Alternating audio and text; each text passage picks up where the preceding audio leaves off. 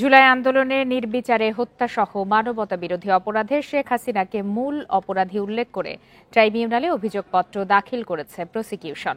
এতে যুক্ত করা হয়েছে ৮,৭৪৭ পৃষ্ঠার প্রতিবেদন।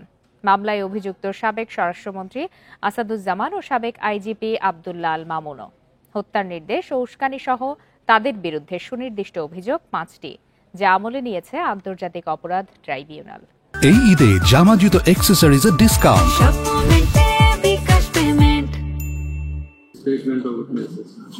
দেশের বিচার বিভাগের ইতিহাসে প্রথম সরাসরি সম্প্রচারের মাধ্যমে রোববার আন্তর্জাতিক অপরাধ ট্রাইব্যুনালে শুরু হয় শেখ হাসিনার আনুষ্ঠানিক বিচার কার্যক্রম।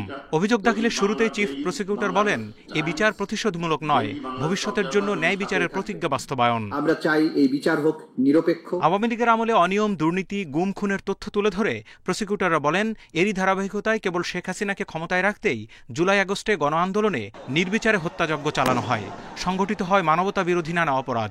শেখ হাসিনার নির্দেশ বাস্তবায়ন করেন সাবেক স্বরাষ্ট্রমন্ত্রী আসাদুজ্জামান ও আইজিপি আব্দুল্লাহ আল মামুন।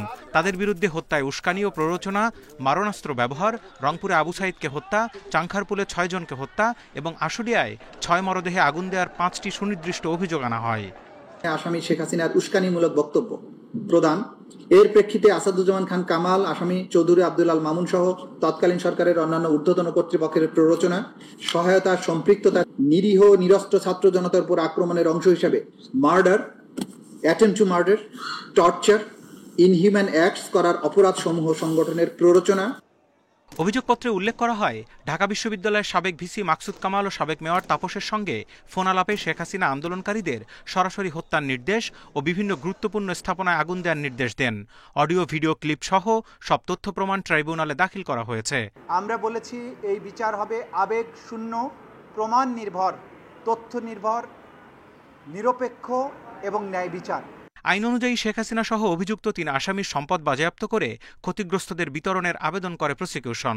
বিচারের মাধ্যমে উক্ত আইনের ২০-২, ২০-এ ধারা মতে সর্বোচ্চ শাস্তি দান অথবা মাননীয় ট্রাইব্যুনাল অন্য যেরূপ বিবেচনা করবেন সেইরূপ আদেশ দানে আজ্ঞা হয়।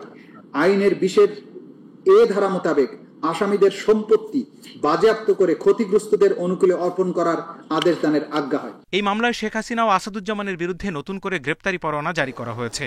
মামলার পরবর্তী শুনানি ১৬ June. Zahidul Bashar, Independent News, Dhaka.